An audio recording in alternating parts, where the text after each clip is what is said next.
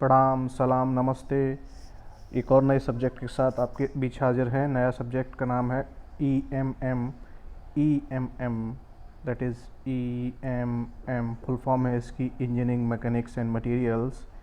Engineering mechanics and material के subject में हम आज पहली यूनिट को डिस्कस करेंगे। आज पहली यूनिट आपकी जो इंट्रोडक्टरी यूनिट है, इंट्रोडक्शन यानी परिचय है। तो इसमें कुछ सबसे पहले कुछ डेफिनेशंस को समझते हैं। मैकेनिक्स की डेफिनेशन को ही सबसे पहले समझते हैं कि व्हाट इज़ मैकेनिक्स। तो मैकेनिक्स क्या है इसे सबसे पहले समझते हैं। तो मैकेनिक्स की हिंदी होती है यांत्रिकी, यानी कि इसमें यंत्र, टूल्स और मशीन्स पे लगने वाले वेरियस फोर्सेस, इंटरनल और एक्सटर्नल फोर्सेस की स्टडी करते हैं हम। और ये साइंस और इंजीनियरिंग की वो ब्रांच है जिसके अंदर आप किसी भी पार्टिकल पर, किसी भी टूल पर, किसी भी मशीन पर लगने वाले इंटरनल और एक्सटर्नल सारे फोर्सेस की स्टडी करते हैं। लेकिन हम पढ़ेंगे अप्लाइड मैकेनिक्स या इंजीनियरिंग मैकेनिक्स, यानी अप्लाइड या इंजीनियरिंग का क्या मतलब होता है इसे समझ लेते हैं। सबसे पहले इसके अंदर जो साइंस और टेक्नोलॉजी का जो फ़र्क होता है वही अप्लाइड और नॉन अप्लाइड के बीच में फ़र्क होता है। कि साइंस के अंदर जो नॉन अप्लाइड होती है, यानी कि सिंपल मैकेनिक्स, उसके अंदर आप किसी प्रिंसिपल के, किसी नेचुरल फिनोमिना, जो प्राकृतिक जितने भी कॉन्सेप्ट्स हैं या जितने फिनोमिना, उनका आप उनको एक थ्योरी का रूप देने का प्रयास करते हैं, दैट इज़ साइंस। उस थ्योरी को का एप्लीकेशन करके, उस थ्योरी को इस्तेमाल करके आप जब कोई मानव जीवन के लिए, कुछ मानव जीवन की लग्जरी को बढ़ाने के लिए कोई किसी नए इनोवेशन को ईजाद करते हैं जो आपके मानव समाज के लिए बेहतरी का काम करता हो, यानी कोई ऐसा कोई टूल, कोई इक्विपमेंट, कोई अप्लायंस जिससे हमारे मानव जीवन में सुगम बनता हो, उसे हम अप्लाइड मैकेनिक्स बोलेंगे या उसे अप्लाइड सब्जेक्ट बोलेंगे। ठीक है। तो इंजीनियरिंग के अंदर हम जितने भी साइंस के सब्जेक्ट पढ़ेंगे वो अप्लाइड पढ़ेंगे, यानी कि एप्लीकेशन बेस्ड, जिसमें आप उस पर्टिकुलर कॉन्सेप्ट का इस्तेमाल करके, साइंस के किसी कॉन्सेप्ट का इस्तेमाल करके आप नए इनोवेशंस कर सको। ठीक है। तो सब मैकेनिक्स समझ में आ गया होगा। मैकेनिक्स के बाद चलते हैं हम लोग सबसे पहले मैकेनिक्स के टाइप्स को डिस्कस करते हैं। डायनामिक्स और स्टैटिक्स, दो टाइप्स होते हैं, डायनामिक्स और स्टैटिक्स। स्टैटिक्स का मतलब स्थिति विज्ञान और डायनामिक्स का मतलब होता है गति विज्ञान।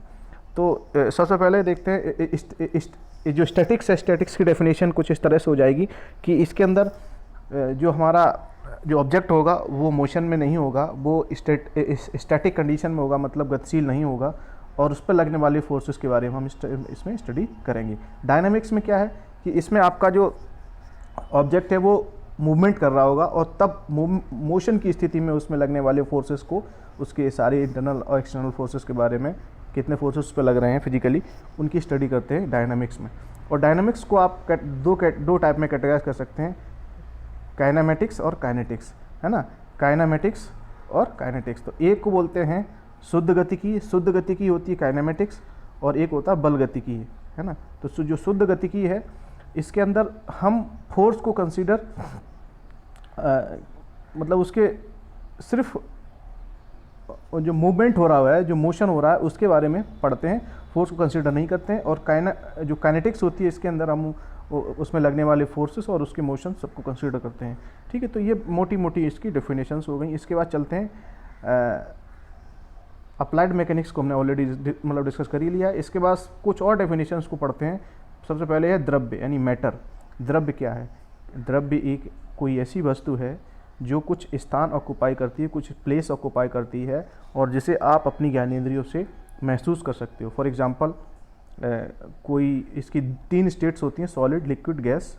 ये 3 इनिशियल स्टेज होती हैं। अब चौथा स्टेज भी मतलब चौथा टाइप भी एक और माना गया है, दैट इज़ आपका क्रिस्टल, है ना।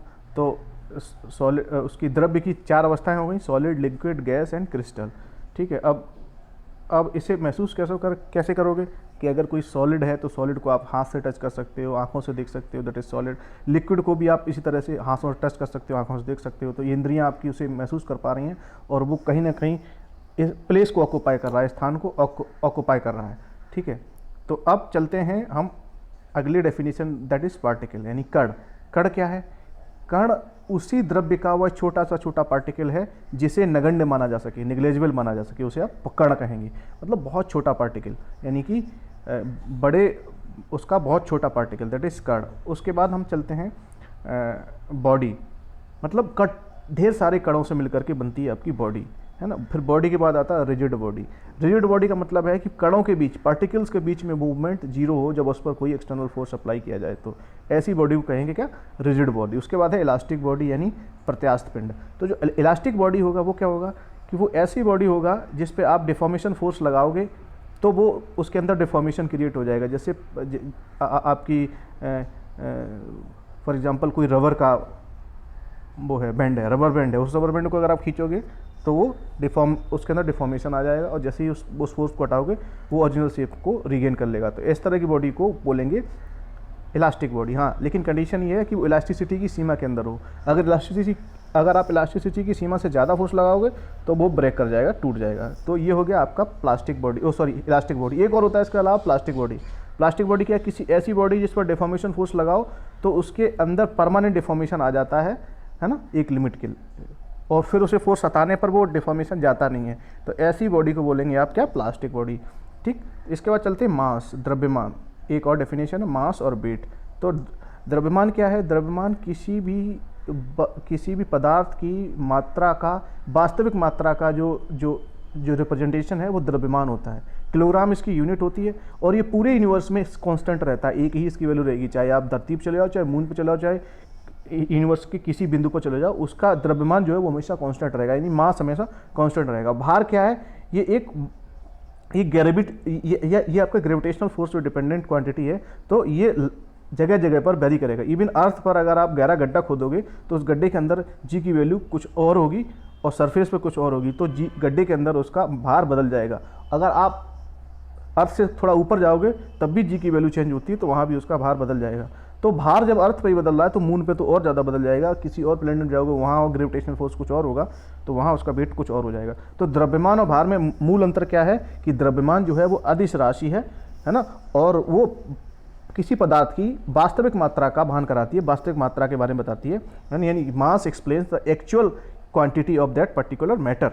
ठीक है, and weight is something which is dependent on the gravitational force. ठीक है, and the gravitational force changes place to place, तो इस वजह से आपका वेट भी प्लेस टू प्लेस चेंज करेगा।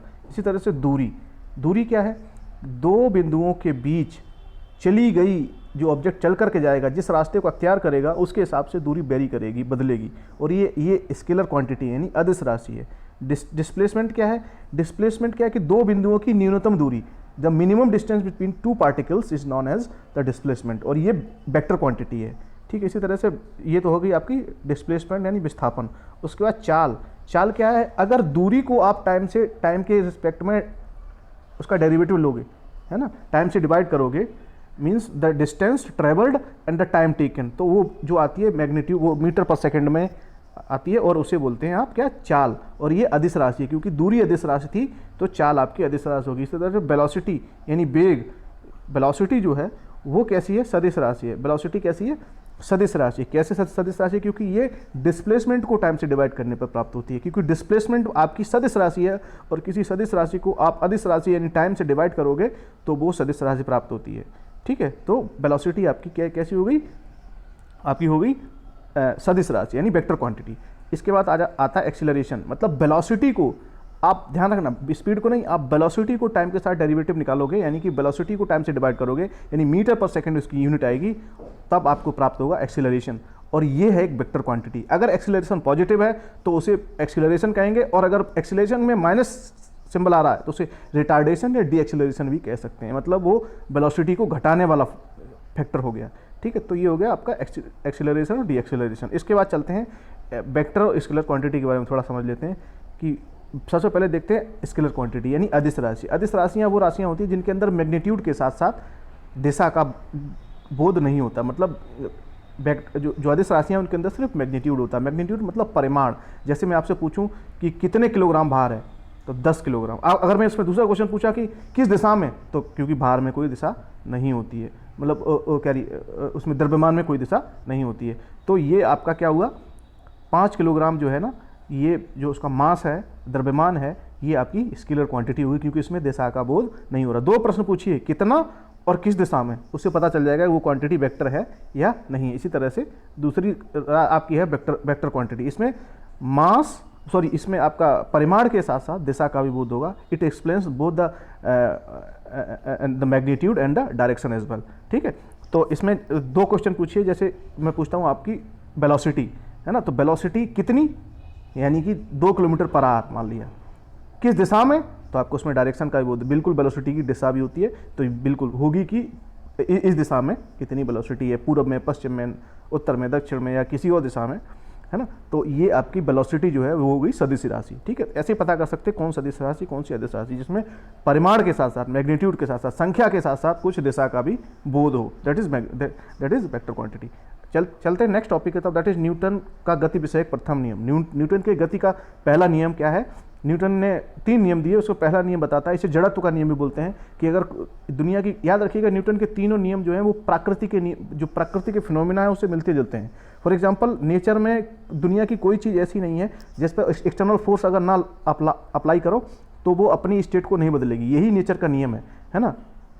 तो इसी को न्यूटन ने पहला नियम दिया। उसने कहा कि दुनिया, मतलब कोई ऑब्जेक्ट जो है अगर वो गतिशील है तो गतिशील ही रहेगा, और वो रुका हुआ है तो रुका हुआ, तो वो स्टेबल कंडीशन में ही रहेगा जब तक उस पर कोई एक्सटर्नल फोर्स ना अप्लाई किया जाए। ठीक है, तो ये न्यूटन का पहला नियम, इसे जड़त्व का नियम भी बोलते हैं। ठीक, दूसरा नियम क्या है न्यूटन का? न्यूटन का दूसरा नियम है, ये उस फोर्स, एक्सीलरेशन और मास के बीच रिलेशन बताता है। ये बताता है कि एक्सीलरेशन जो है वो फोर्स लगने वाले बल के डायरेक्टली प्रोपोर्शनल होता है और उसके मास के इन्वर्सली प्रोपोर्शनल होता है। मतलब डायरेक्टली प्रोपोर्शनल मतलब क्या है कि अगर उसका फोर्स बढ़ेगा तो एक्सीलरेशन भी बढ़ेगा, और इन्वर्सली प्रोपोर्शनल है मास के। इसका मतलब क्या है कि अगर मास बढ़ेगा तो उसका एक्सीलरेशन घटेगा। तो अगर दोनों को मिला दोगे तो F=ma। ये न्यूटन का दूसरा नियम है। ठीक है, this is the F=ma is the second law. And तीसरा नियम है आपका, वो बताता है, ये एक्शन रिएक्शन का नियम है कि आप अगर किसी भी ऑब्जेक्ट पर जितना फोर्स लगाओगे उसका इक्वल एंड अपोजिट रिएक्शन आपको वो ऑब्जेक्ट आपके ऊपर अप्लाई करेगा। This is the third law of Newton. और ये आपको बताता है, ये आपका एक्शन रिएक्शन का नियम है। जितना आप एक्शन करोगे उतना ही आपको रिएक्शन मिलेगा। इसके बाद समझते हैं कि फोर्स क्या है, बल क्या है। बल को समझते हैं।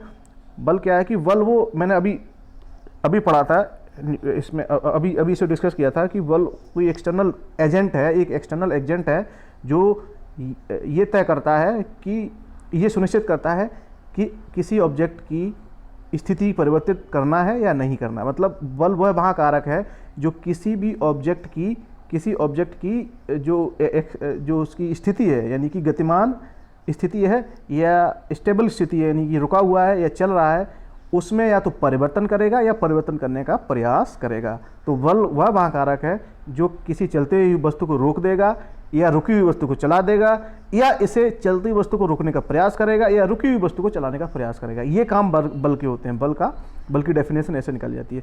अब बल की कैरेक्टरिस्टिक को देख लेते हैं। बल के लक्षण यानी कैरेक्टरिस्टिक ऑफ द फोर्स।